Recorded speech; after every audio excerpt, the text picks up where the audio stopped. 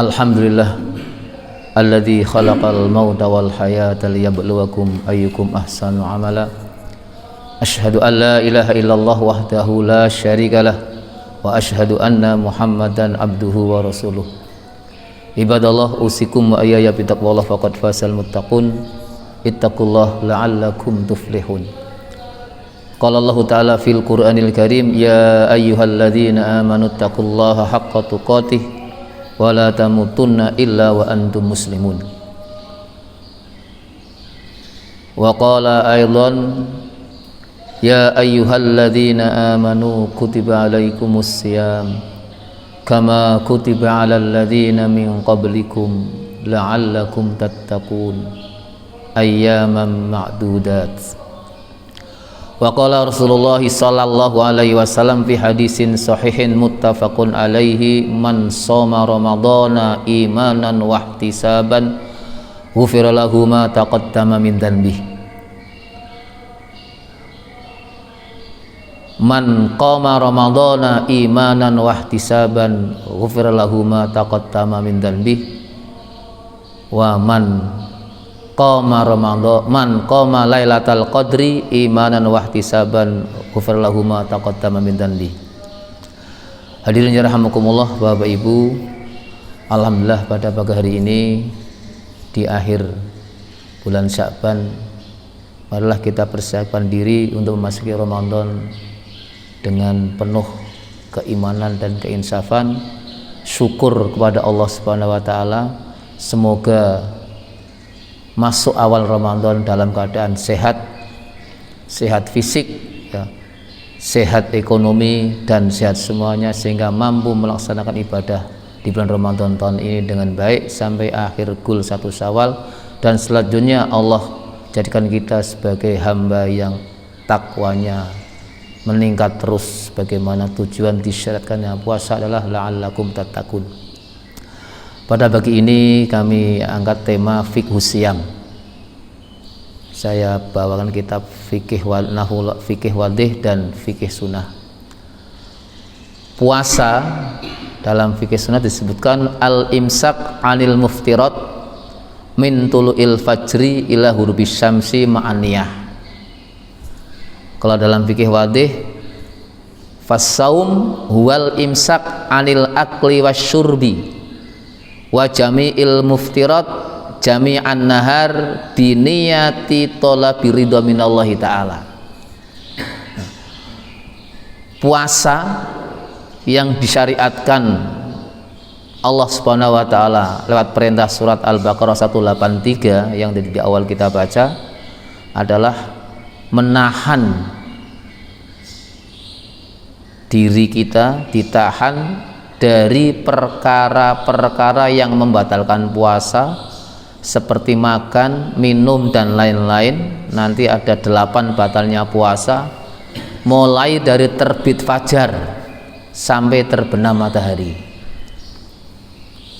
yang diawali dengan niat pada malam harinya.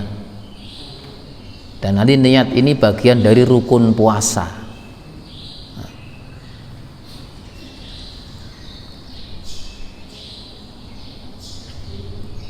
Yajibu saumi Ramadan, yajibu saumu Ramadan bi arba'ati syurut.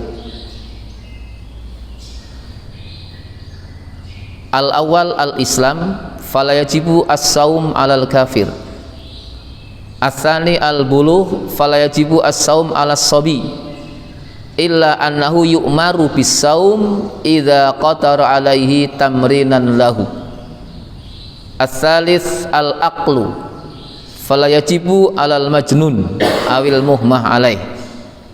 Ar-rabi' al-qudrah alas saum, fala yajibu alal ajiz li ajril marad awil kibar. Syarat kewajiban puasa itu 4. Artinya apa? Seorang manusia yang sudah memenuhi syarat 4 wajib puasa Ramadan. Kalau belum, salah satunya tidak dipenuhi, tidak wajib. Nomor 1, beragama Islam, sehingga orang kafir tidak wajib puasa. Sekalipun orang kafir tidak wajib puasa, tetap di akhirat diazab. Karena apa? Hari ini dakwah Islam sudah begitu mendunia, siapapun orangnya pasti tahu dakwah Islam, kecuali orang-orang di pedalaman yang tidak mendengar dakwah Islam sama sekali, itu lain lagi. Lah, kewajiban orang kafir adalah bersyahadat masuk Islam. Setelah masuk Islam baru menjalankan syariat Islam, termasuk di dalamnya puasa. Jadi tidak ada alasan di akhirat orang kafir tidak puasa tidak diadab, sebagaimana firman Allah di surat Al-Bayyinah, innalladzina kafaru min ahlil kitab wal musyrikin fi nari jahannama khalidina fiha ulaika hum syarrul bariyah. Yang kedua, dewasa atau balik. Anak-anak tidak wajib. Sekalipun anak tidak wajib puasa, apabila anak usianya sudah 7 tahun, maka orang tua atau wali pengganti orang tua wajib menyuruh anak untuk puasa ketika sudah 7 tahun. Dalam hadis sahih Imam Abi Daud meriwayatkan, murru auladakum bis-shalah wa hum abna'u sab'u sinin wadribuhum 'alaiha wa hum abna'u asyru sinin. Ketika anak usia 7 tahun, perintahkan untuk sholat, termasuk di dalamnya puasa. Dan bila tidak sholat atau tidak puasa, usianya sudah 10 tahun, orang tua diizinkan untuk memukul untuk pembelajaran bagi anak.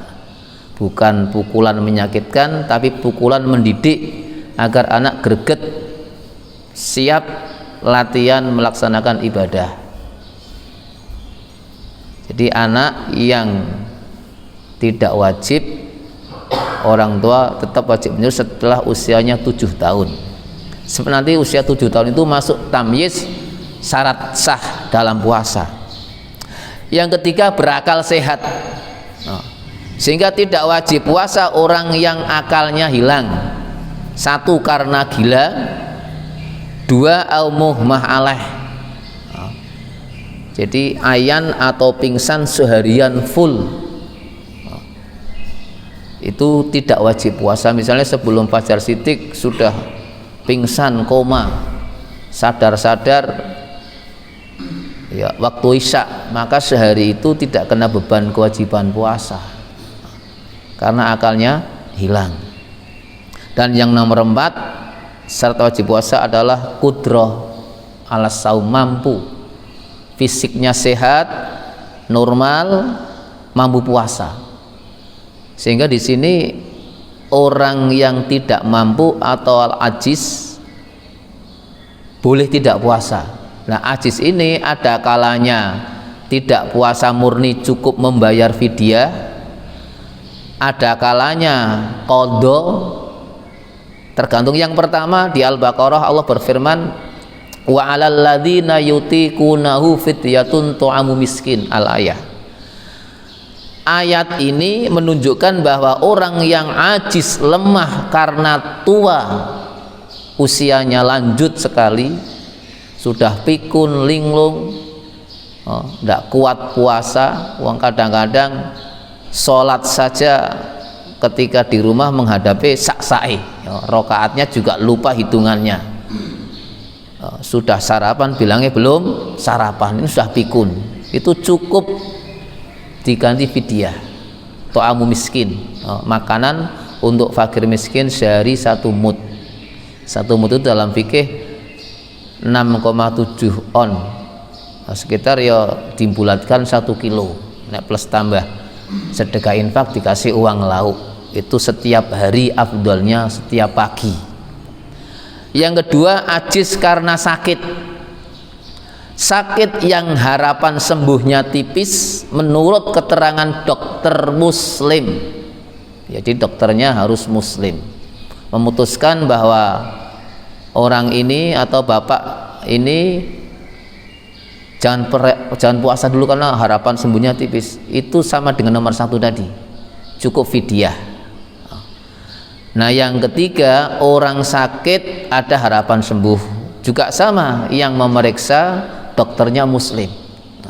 Kata dokter, Bapak, dari hasil periksa kami 3 hari tidak usah puasa dulu, minta kasih obat, nanti setelah 3 hari kesini lagi tak cek lagi. Nah, itu boleh tidak puasa, tetapi nanti diqadha, dibayar setelah lebaran, sehat dibayar. Itu.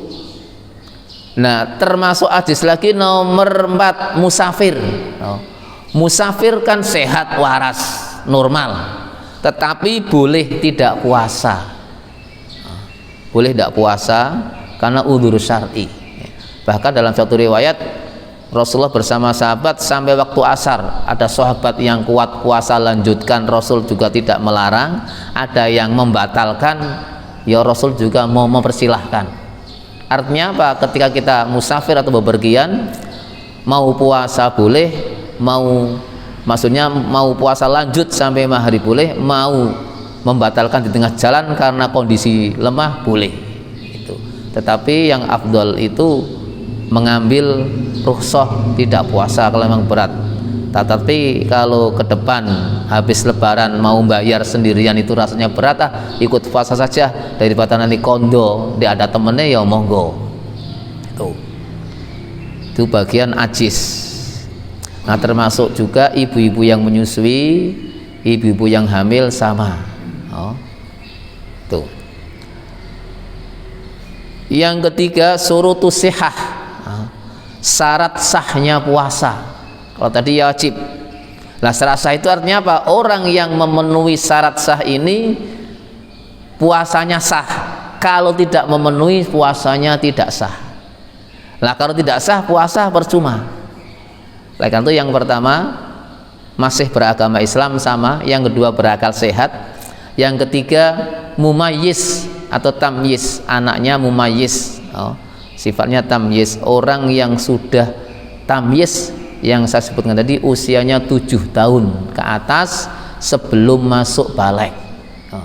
Nah, tanda-tanda balik diantaranya usianya 15 tahun, itu anak sudah balik.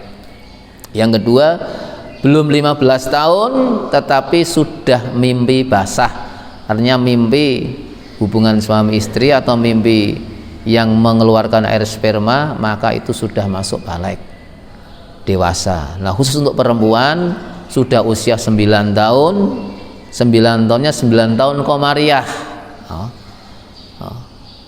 kurang 15 hari, karena maksimal haid kan 15 hari. Jadi kalau usia 9 tahun kurang 15 hari mengeluarkan darah dari rahimnya, maka itulah darah haid. Nah, itu sudah masuk dewasa. Nah, sebelum dewasa, mulai 7, 8, 9, 10 sampai masuk dewasa itu murahik, namanya jeda sebelum dewasa, itu sudah masuk tamyiz, sehingga tetap kalau puasa, puasanya sah. Oleh karena itu, anak-anak yang belum tamyiz, usia 5, 4, misalnya kok mampu puasa sampai maghrib pun tidak sah puasanya. Ya, mereka mau latihan monggo, sekedar untuk latihan sampai jam 10 sampai jam 11 silahkan. Lah, yang nomor 4 khusus untuk perempuan, suci dari haid nifas. Suci sekalipun belum mandi kok sudah suci. Di malam hari misalnya jam 3 sudah suci dengan alamat-alamat yang ibu-ibu tahu, kemudian langsung niat puasa, nanti mandinya habis subuh tidak masalah. Itu syarat sahnya puasa. Yang nomor 4 rukun puasa. Wa arkanus saum syai'an. Ada yang menakalkan 3, di sini 2. 3 itu tambahan 1 as-shaim, orang yang puasa.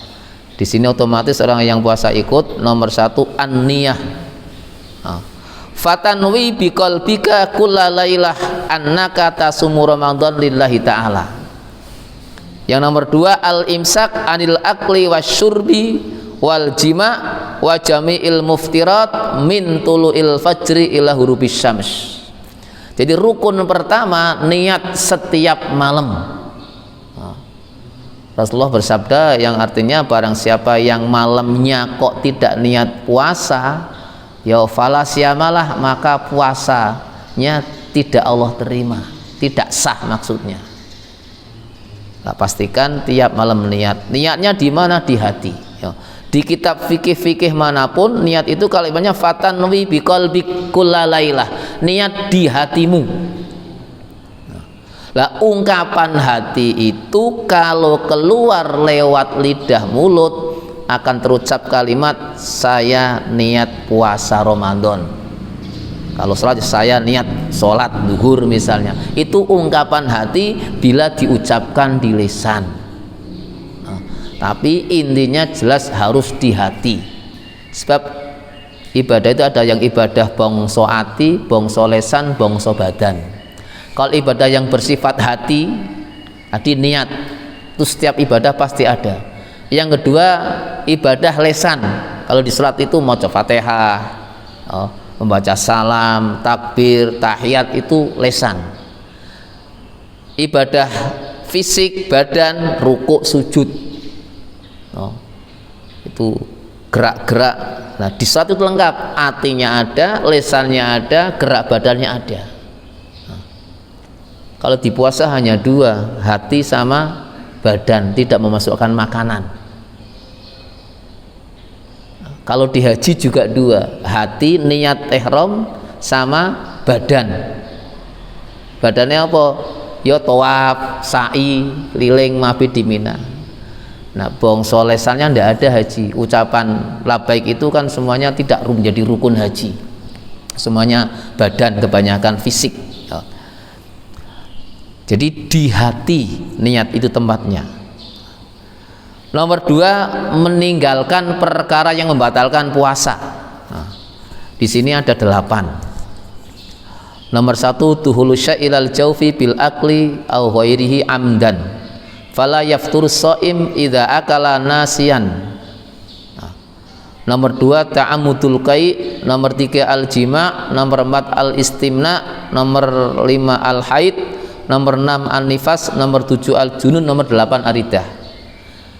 Nomor 1, memasukkan makanan atau materi apa saja ke dalam rongga jauf, seperti makan, minum, dan lain-lain. Nah rongga dalam tubuh kita ada 2, 1 rongga otak dan 2 rongga perut.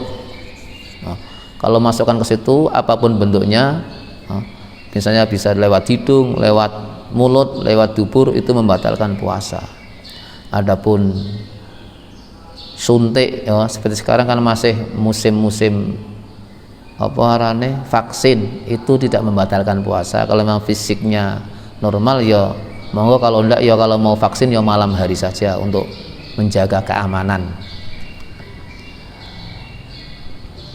Makan walaupun sedikit dengan sengaja batal, tapi kalau tidak sengaja alias lupa tidak batal puasanya. Ya ada kadang-kadang puasa di hari pertama. Hari pertama yang biasanya sarapan, ujug-ujug dari masjid, ujug-ujug minum misalnya, itu kalau memang lupa tidak membatalkan puasa. Yang kedua, sengaja muntah, itu membatalkan puasa. Dan utah-utahannya itu juga najis, sehingga ketika kita itu muntah, pastikan mulut kita bersihkan dengan kumur-kumur. Itu najis ya. Nomor 3, al jima, hubungan suami istri di siang hari ya. Kecuali membatalkan puasa, bagi laki-lakinya membayar kafarat. Kafaratnya nomor 1, memerdekakan budak. Bila tidak mampu, yang nomor 2, puasa 2 bulan berturut-turut. Kalau tidak mampu lagi, yang ketiga baru memberi makan fakir miskin 60 orang. Dan ini juga pernah dilakukan oleh sahabat yang datang ke tempat Rasul, mengatakan dirinya telah berbuat jima kepada istrinya, sehingga akhirnya karena ini orang miskin, akhirnya dia sedekahnya makanan dari Rasulullah langsung dikasih untuk diberikan kepada fakir, untuk dirinya sendiri, akhirnya tidak ke fakir miskin. Yang keempat, istimna. Istimna itu mengeluarkan air sperma dengan bantuan alat, bisa dengan tangan, dengan kulit. Bagi laki-laki namanya onani, bagi perempuan masturbasi. Ini juga membatalkan puasa. Kalau di siang hari karena puasa, kalau malam ya dosa saja. Nah, siang hari dosa plus puasanya batal. Yang nomor 5, haid. Bagi ibu-ibu keluar darah haid, sekalipun waktunya hampir maghrib 5:30, tetap puasanya batal. Karena sudah batal ya minum saja, lanjut, jangan dilanjutkan. Dan nomor 7, melahirkan, babaran. Nomor 8, gila. Orang gila itu puasanya batal. Dan nomor 7 gila, nomor 8 itu murtad. Murtad itu keluar dari Islam. Nah, karena murtad ya tidak puasanya saja yang hancur, semua amalnya hancur karena murtad, keluar dari Islam.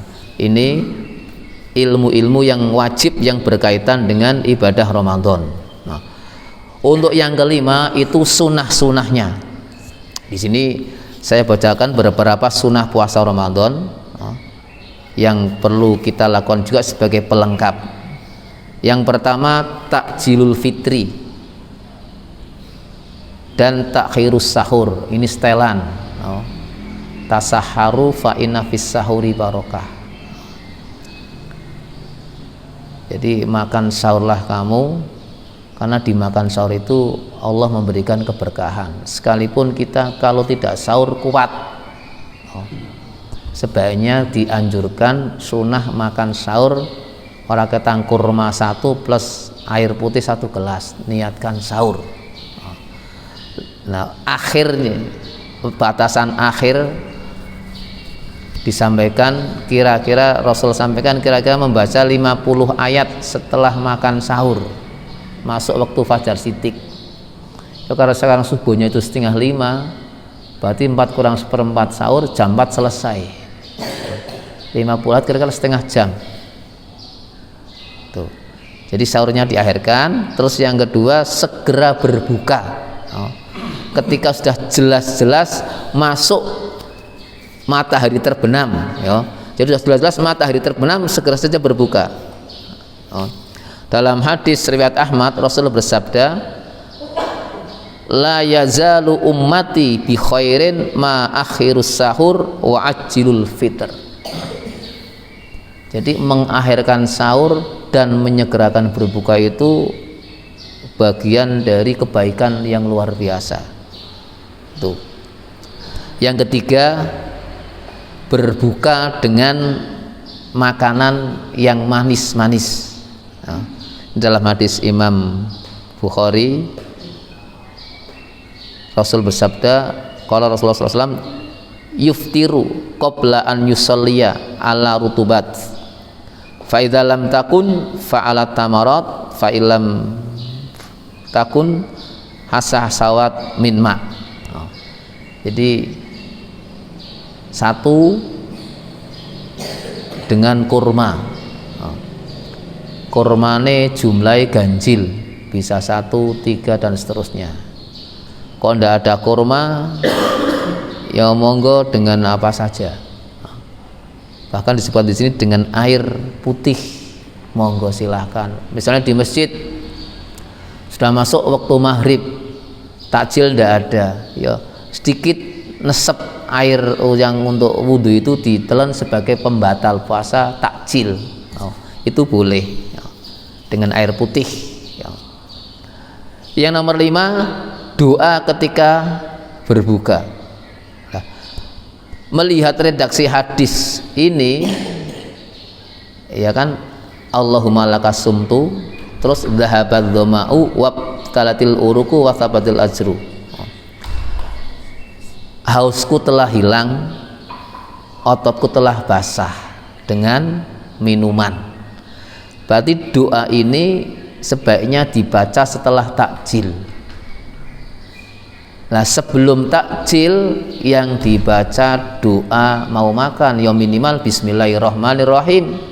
Kalau mau ditambah yang masyhur yang sudah anak-anak sekolah diajarkan di sekolah itu kan Allahumma barik lana fi ma razaqtana wa qina adzabannar. Tapi pastikan pertama baca basmalah. Setelah baca basmalah, baca doa itu, baru makan kurma 1. Setelah minum doa tadi Allahumma lakasumtu, terusnya dhahaba dhama'u wabtal uruku, dan seterusnya dibaca. Itu sudah 2 kali takjil berdoa. Sholat, habis sholat selesai wirid doa, pulang mau makan, makan besar kan, doa lagi. Monggo doa sebelum makan dan sudah makan. Itu bagian dari sunnah yang perlu kita hidupkan. Berikutnya memberi makan orang yang berbuka. Cara Jawane bukani. Dalam hadis riwayat Imam Nasai, Rasulullah SAW bersabda, man fatara shaiman falahu ajru shaim wala yanqusu min ajri shaim syai'. Orang yang memberi buka mendapatkan pahala orang yang diberi buka tadi. Misalnya kita ngasih buka orang 100, ya kita dapat pahala orang yang puasa 100 tadi, kecuali pahalanya sendiri. Tuh. Yang berikutnya memperbanyak sedekah. Di bulan Ramadan, hari-hari biasa susah sedekah, tapi Ramadan tingkatkan. Misalnya biasanya 1000, ya tambah 1100, ada peningkatan. Dalam hadis Imam Tirmidzi, Rasul bersabda, an Anas qila ya Rasulullah ayu sadaqati afdal, qala sadaqah fi Ramadan. Ketika Rasul ditanya oleh Anas radhiyallahu an, Rasulullah SAW bersabda, ditanya sedekah yang afdal itu kapan? Rasul jawab di bulan Ramadan. Jadi luar biasa pahalanya dibanding dengan di hari-hari biasa. Sunnah yang nomor 7, membaca Al-Quran tilawah dan tadarus. Tadarus Quran dan tilawah Quran. Ini 2 ungkapan yang hampir sama. Kalau tilawah itu membaca sendiri, bisa di rumah, bisa di kantor, bisa di masjid, bisa di mobil ketika istirahat, di mana saja. Tadarus juga sama, bedanya nek tilawah itu sendiri, kalau tadarus ada yang menyimak, berarti minimal 2 orang, 1 membaca, 1 menyimak. Sehingga di masjid itu afdalnya ya tadarus itu melingkar berapa orang, buka Qurannya, yang 1 baca, yang lain menyimak. Mau diterangkan isinya monggo di majelis, itu namanya majelis yang luar biasa. Di kitab Riyadhus Shalihin disebutkan Allah akan menurunkan sakinah, ketenangan di majelis yang dibacakan Al-Quran dan ditadarusi itu. Setengah jam habis itu istirahat, makan atau jajan minum. Biasanya di masjid-masjid kita itu yang membaca di dalam sendiri, yang di luar dongeng, apalagi ngerokok, terus makan-makan jajan di luar, yang baca dalam masjid. Itu namanya bukan tadarus tapi membaca sendiri, yang lain di luar. Baiknya tadarus jejer atau melingkar, pakai rekal boleh, tidak boleh, baca saling menyimak. Luar biasa pahalanya. Membacakan 1 huruf dinilai 10 kebaikan. Kalau Bismillahirrahmanirrahim itu 19 huruf. Tuh. Kalau Al-Fatihah berapa? Bahkan Imam Asy-Syafi'i itu menghitung di Al-Quran itu hurufnya ada 1 juta lebih. Itu ada kitabnya yang menerangkan tentang jumlah huruf di Al-Quran. Yang nomor 8, i'tikaf. I'tikaf yang Rasul contohkan adalah i'tikaf di 10 hari terakhir Ramadan, dan Rasul lakukan malam 21 sampai Lebaran, sampai Idul Fitri. Jadi malam 21 sudah di masjid, nanti pulangnya ke rumah setelah sholat id. Jadi hari tanggal 1 Syawal dari masjid langsung berangkat sholat id ke tempat sholat id, namanya musallal id. Setelah sholat id baru pulang ke rumah. Tuh. Lah kalau di sini biasanya yang bisa full itu jarang. Yang di masjid-masjid ada program itu biasanya malam ganjil. Maksudnya masjid-masjid di kampung malam tanggal 21, 23. Karena kebanyakan kita itu ingin menjemput malam Lailatul Qadar. Sebetulnya kalau melihat hadis yang saya baca di awal tadi, 3 hadis itu harus jalan bareng. Hadis yang pertama, man shoma ramadhana. Yang kedua, man qoma ramadhana. Yang ketiga, man qoma lailatal qadri. Itu redaksi awal, depannya, belakangnya sama. Imanan wahtisaban ghufira lahu ma taqaddama min dzanbi. Jadi siangnya puasa, malamnya qiyamul lail mulai tanggal 1 sampai akhir. Dasarnya imanan wahtisaban. Baru hasil natijahnya apa? Ghufira lahu ma taqaddama min dzanbi. Dosa-dosa as-saghair, dosa-dosa kecilnya Allah ampuni. Adapun dosa-dosa besar harus tobat. Tobatnya tertobat nasuha. Tidak cukup dengan puasa dosa besarnya hilang. Harus misalnya uang itu hasil ngambil milik orang lain, uang korupsi, uang nyuri, harus dikembalikan dulu. Tidak hilang dengan puasa, dengan qiyamul lail. Nah, jadi melihat hadis 3 ini berarti harus jalan bareng. Mulai awal Ramadan sampai akhir Ramadan, ya malamnya qiyamul lail.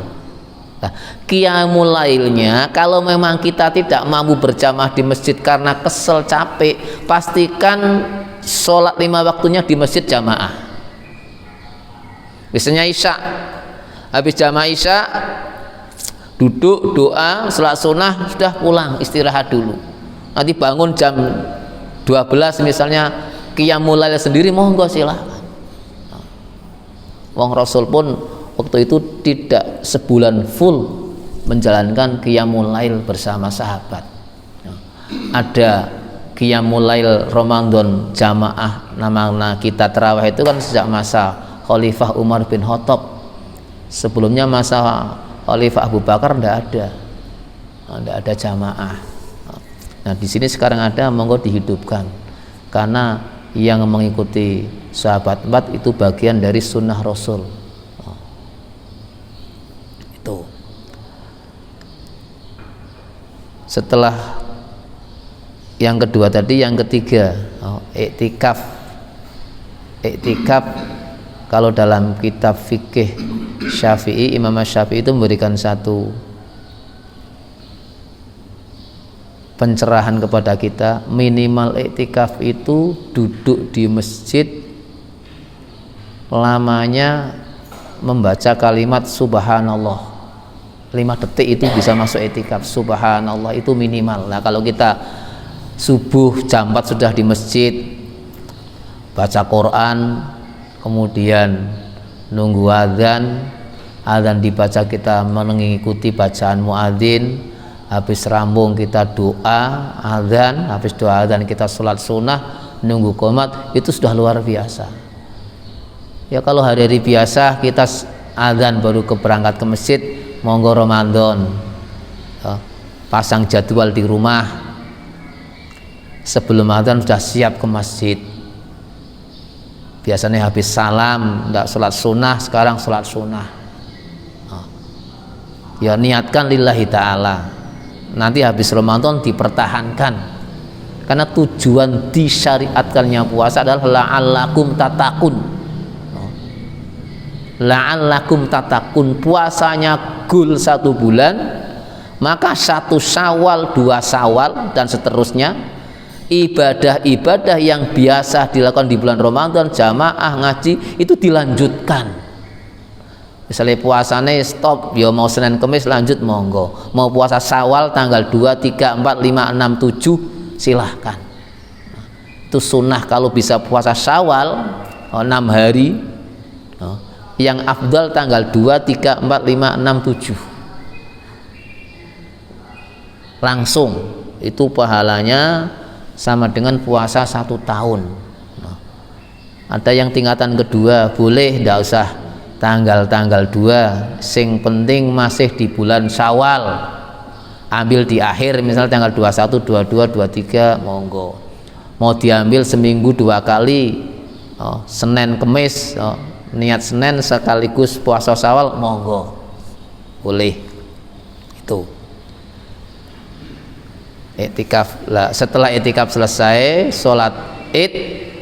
Nah, dianjurkan dalam sholat Id itu antara berangkat dan pulangnya beda jalan. Jadi dianjurkan. Sunnah ya mau sama ndak apa-apa. Dan dianjurkan juga sebelum sholat Id Idul Fitri sebaiknya makan dulu. Tapi kalau itu Adha anjurannya ndak usah makan dulu. Jadi para ketang minum teh hangat atau kurma atau makan apa sebelum berangkat sholat Idul Fitri. Disunnahkan juga mandi sunnah untuk sholat Id. Terus memakai pakaian yang bersih, kalau ada yang baru, kalau tidak ada yang penting bersih suci. Tuh. Nah, sejak malam 1 Syawal matahari terbenam, ada syariat zakat fitrah, diberikan sampai waktunya sebelum sholat Id. Juga nomor 2 takbiran, takbiran sampai sholat Id. Itu diantara amalan-amalan yang berkaitan dengan Ramadan dan Syawal. Bapak Ibu rahimakumullah, kita kaji ilmunya puasa, mari kita amalkan dengan niat sebagaimana sabda Rasulullah SAW dalam hadis Muslim, hadis Arba'in itu nomor 5. Man amila amalan laisa alai amruna fahuwa raddun. Barang siapa yang beramal atau melakukan ibadah yang tidak sesuai dengan tuntunan yang Rasul syariatkan, fahuwa raddun. Maka amalan itu raddun ay mardudun, ditolak.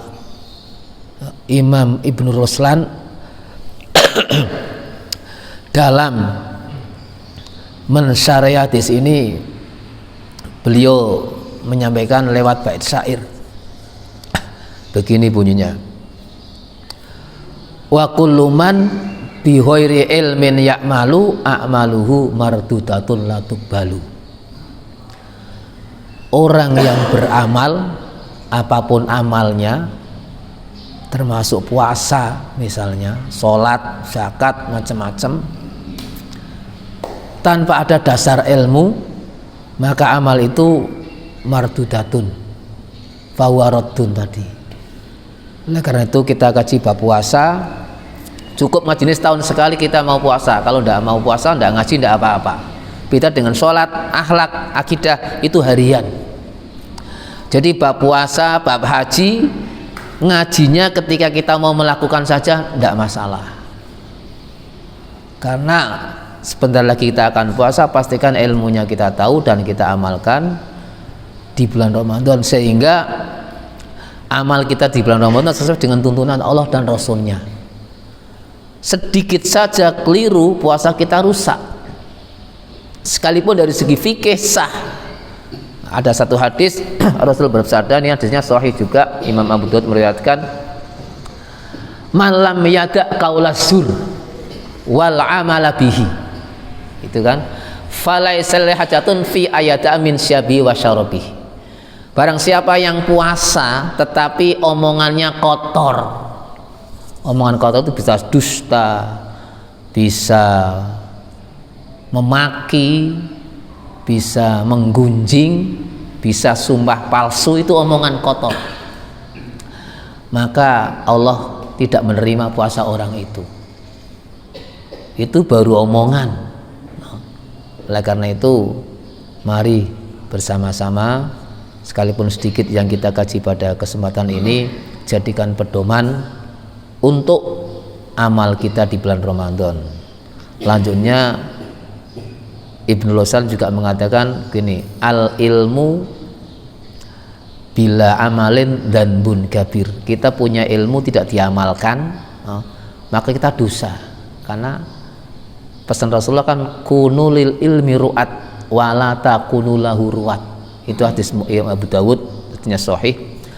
Jadilah kamu orang yang pandai mengamalkan ilmu. Jangan hanya sekedar ngaji, pinter, paham, apal tok. Lah, dalam baitnya lagi Ibnu Lausan juga mengatakan wal amalu bila ilmin dolalun kathir. Ilmu tanpa amal sesat. Nah, kalau di surat Al-Kahfi yang sering kita baca, qul hal nunabbiukum bil akhsarina a'mala alladzina dhalla sa'yuhum fil hayatid dunya wa hum yahsabuna annahum yuhsinuna sun'ah. Jadi ada orang yang di dunia amalnya jelek, buruk, tapi menyangkanya baik. Taunya amal saya ini baik, ke masjid, sholat, puasa, tapi ternyata dhalla, sesat. Kenapa? Tidak tahu ilmunya. Misalnya tadi puasa kita menggunjing, sesat.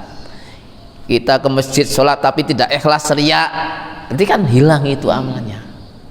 Apalagi kalau riya, pamer, tidak karena Allah, itu pahalanya hancur lebur.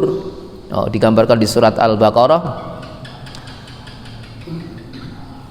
kamathalis sofwanin alaihi turab fa asabahu wabilun fatarakahu solda al-ayah.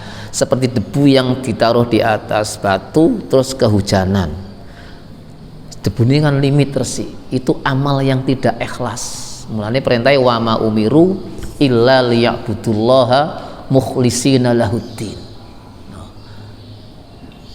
Itu pastikan ikhlas. Inna sholati wa nusuki wa mahyaya wa mamati lillahi rabbil alamin. Sebagai penutup masalah puasa ini ada hadis qudsi, ya. Rasulullah SAW bersabda, hadis riwayat Imam Ahmad, Imam Muslim dan Imam An-Nasai.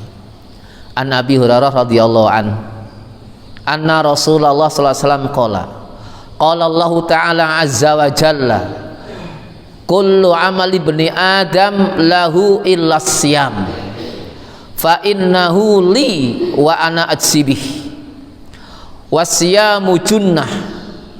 Fa idza kana yaumu saumi ahadikum fala yarfuth wala yaskhab wala yajhal.